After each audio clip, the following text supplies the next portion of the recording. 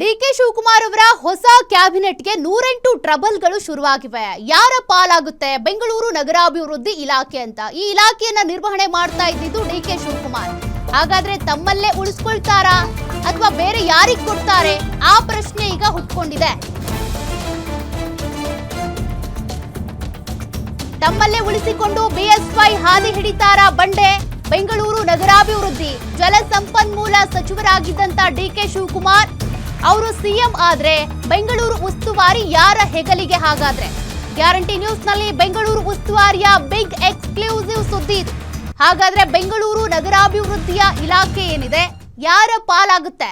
3 ವರ್ಷದಿಂದ ಬೆಂಗಳೂರಿಗಾಗಿ ಹಲವು ಯೋಜನೆ ರೂಪಿಸಿರುವಂತ ಬಂಡೆ ಯೋಜನೆ ಪೂರ್ಣಗೊಳ್ಳದ ಹಿನ್ನೆಲೆ ಉಸ್ತುವಾರಿಯನ್ನ ತಮ್ಮಲ್ಲೇ ಉಳಿಸಿಕೊಳ್ಳುವಂತ ಸಾಧ್ಯತೆ ಕೂಡ ಇದೆ. ಈ ಹಿಂದೆ ಬಿಎಸ್ವೈ ಬೆಂಗಳೂರು ಉಸ್ತುವಾರಿ ತಮ್ಮಲ್ಲೇ ಉಳಿಸಿಕೊಂಡಿದ್ರು. ಇದೀಗ ಯಡಿಯೂರಪ್ಪನವರ ಹಾದಿಯನ್ನ ಡಿಕೆ ಶಿವಕುಮಾರ್ ಕೂಡ ಹಿಡಿತಾರಾ? ಸಿಎಂ ಜವಾಬ್ದಾರಿ ಜೊತೆಗೆ ಬೆಂಗಳೂರು ಜವಾಬ್ದಾರಿ ಹೊರೆ ಕಷ್ಟ ಸಾಧ್ಯ. ಹೀಗಾಗಿ ಬೆಂಗಳೂರು ಉಸ್ತುವಾರಿ ಬೇರೆಯವರಿಗೆ ನೀಡಲಾಗುತ್ತೆ ಅನ್ನುವಂತ ಚರ್ಚೆಯೂ ಆರಂಭ ಆಗಿದೆ. ಹಾಗಾದ್ರೆ ಯಾರಿಗೆ ಕೊಡ್ತಾರೆ? ಆಗಸ್ಟ್ ಒಳಗೆ ಜಿಬಿಎ ಚುನಾವಣೆ ಆಗ್ಬೇಕು ಅನ್ನುವಂತ ಸೂಚನೆ ಕೂಡ ಇದೆ. ಹಾಗಾದ್ರೆ ಬೇರೆಯವರಿಗೆ ಉಸ್ತುವಾರಿ ಕೊಡ್ತಾರಾ? ಬೆಂಗಳೂರು ನಗರಾಭಿವೃದ್ಧಿ ಇಲಾಖೆಗೆ ಬೆಂಗಳೂರು ಶಾಸಕರಲ್ಲಿ ಈಗ ಪೈಪೋಟಿ ಹೆಚ್ಚಾಗಿದೆ. ಈಗಾಗಲೇ ಡಿಕೆ ಶಿವಕುಮಾರ್ ಭೇಟಿ ಮಾಡಿ ಚರ್ಚೆ ನಡೆಸಿರುವಂತ ರಾಮಲಿಂಗಾರೆಡ್ಡಿ, ಕ್ಲೀನ್ ಇಮೇಜ್ ಹೊಂದಿರುವಂತ ಕೃಷ್ಣ ಬೈರೇಗೌಡ ಹೆಸರು ಕೂಡ ಮುಂಚೂಣಿಯಲ್ಲಿದೆ. ಐಟಿ ಬಿಟಿ ವಲಯ ಮತ್ತು ಯುವ ಜನತೆಯನ್ನ ಸೆಳೆಯೋದಕ್ಕೆ ಸೂಕ್ತ ಎಂಬ ಲೆಕ್ಕಾಚಾರ ಇದೆ. ರೇಸ್ನಲ್ಲಿ ದಿನೇಶ್ ಗುಂಡೂರಾವ್ ಹಾಗೂ ಡಾಕ್ಟರ್ ಜಿ ಪರಮೇಶ್ವರ್ ಅವರ ಹೆಸರು ಕೂಡ ಇದೆ.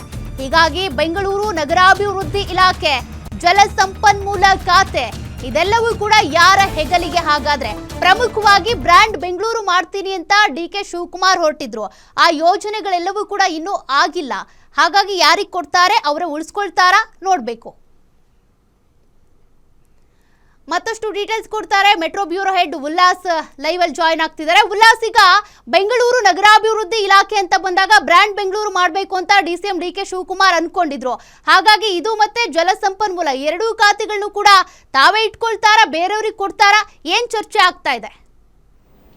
ಸೌಖ್ಯ, ಇಡೀ ಸಚಿವ ಸಂಪುಟ ಅಂತ ಬಂದಾಗ ಬೆಂಗಳೂರು ಉಸ್ತುವಾರಿ, ಬೆಂಗಳೂರು ನಗರಾಭಿವೃದ್ಧಿ ಇಲಾಖೆ ಇದೆಯಲ್ಲ, ಅದು ಅತಿ ಹೆಚ್ಚು ಪ್ರತಿಷ್ಠೆ ಅಂತ ಹೇಳ್ಬೋದು. ಯಾಕೆಂತಂದರೆ ಅತಿ ಹೆಚ್ಚು ಆದಾಯವನ್ನು ತಂದುಕೊಡುವಂಥದ್ದಾಗಿರ್ಬೋದು. ಮತ್ತು ಯಾವುದೇ ಒಂದು ಸಣ್ಣ ಡೆವಲಪ್ಮೆಂಟ್ ವರ್ಕ್ ಮಾಡಿದ್ರು ಇಡೀ ರಾಜ್ಯಾದ್ಯಂತ ಚರ್ಚೆ ಆಗುವಂತಹ ನಗರ ಅಂತಂದರೆ ಬೆಂಗಳೂರು. ಸೊ ಹೀಗಾಗಿ ಬೆಂಗಳೂರು ನಗರಾಭಿವೃದ್ಧಿ ಸಚಿವರನ್ನು ಯಾರನ್ನ ಆಯ್ಕೆ ಮಾಡ್ತಾರೆ ಅನ್ನುವಂಥ ಒಂದು ಪ್ರಶ್ನೆ ಇದೀಗ ಉದ್ಭವ ಆಗ್ತಿದೆ. ಒಂದು ಕಡೆ ಡಿ ಕೆ ಶಿವಕುಮಾರ್ ಸಿಎಂ ಆದರೆ ಅವರೇ ಆ ಒಂದು ತಮ್ಮ ಬಳಿಯೇ ಈ ಒಂದು ಖಾತೆಯನ್ನು ಇಟ್ಕೊಳ್ತಾರೆ ಅನ್ನುವಂಥ ಒಂದು ಚರ್ಚೆಯನ್ನು ಕೂಡ ರಾಜಕೀಯ ವಲಯದಲ್ಲಿ ಕೇಳಿಬರ್ತಿದೆ.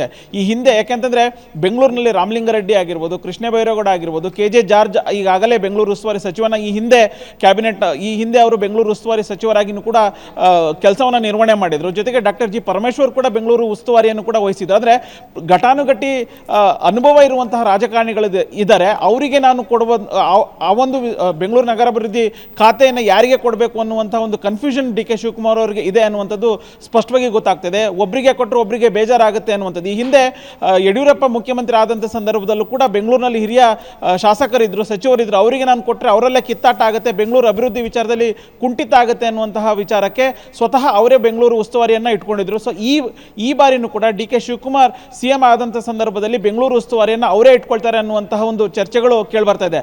ಈಗಾಗಲೇ ಸಾಕಷ್ಟು ಅನುಭವ ಇರುವಂತಹ ರಾಮಲಿಂಗಾರೆಡ್ಡಿನೂ ಕೂಡ ನಮಗೆ ಬೆಂಗಳೂರು ಉಸ್ತುವಾರಿಯನ್ನು ಕೊಡಿ, ನಾನು ಬೇಕಾದ್ರೆ ಸಾರಿಗೆ ಇಲಾಖೆಯನ್ನು ಬಿಟ್ಕೊಡ್ತೀನಿ ಅನ್ನುವಂತಹ ಒಂದು ಮಾತನ್ನು ಡಿ ಕೆ ಶಿವಕುಮಾರ್ ಅವರ ಬಳಿ ಹೇಳಿದರೆ ಅನ್ನುವಂಥದ್ದು ಗೊತ್ತಾಗ್ತದೆ. ಜೊತೆಗೆ ದಿನೇಶ್ ಗುಂಡೂರಾವ್ ಆಗಿರ್ಬೋದು, ಕೃಷ್ಣ ಬೈರೇಗೌಡ ಆಗಿರ್ಬೋದು, KJ ಜಾರ್ಜ್ ಕೂಡ ನನಗೆ ಸಾಕಷ್ಟು ಅನುಭವ ಇದೆ, ಸೊ ಬೆಂಗಳೂರು ಉಸ್ತುವಾರಿಯನ್ನು ನನಗೆ ಕೊಡಿ ಅನ್ನುವಂಥ ಒಂದು ಮನವಿಯನ್ನು ಈಗಾಗಲೇ ಡಿ ಕೆ ಶಿವಕುಮಾರ್ ಅವರಿಗೆ ಮಾಡಿದ್ದಾರೆ.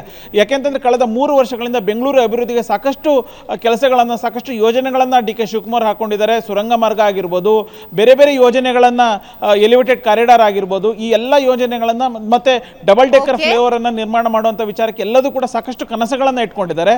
ಸೊ ಬೇರೆಯವರಿಗೆ ಕೊಟ್ಟರೆ ಆ ಎಲ್ಲ ಯೋಜನೆಗಳು ಕುಂಠಿತ ಆಗುತ್ತೆ ಅನ್ನುವಂಥದ್ದು ಅವರ ಮನಸ್ಸಿಗೆ ಬಂದಂತೆ ಕಾಣ್ತಾ ಇದೆ. ಸೊ ಹೀಗಾಗಿ ಬೆಂಗಳೂರು ಉಸ್ತುವಾರಿಯನ್ನು ಅವರೇ ಇಟ್ಕೊಳ್ತಾರೆ ಅನ್ನುವಂಥದ್ದು ಮೇಲ್ನೋಟಕ್ಕೆ ಕಂಡು ಬರ್ತಾ ಇದೆ. ಸೌಖ್ಯ, ಥ್ಯಾಂಕ್ ಯು ಉಲ್ಲಾಸ್ ಡೀಟೇಲ್ಸ್ಗೆ.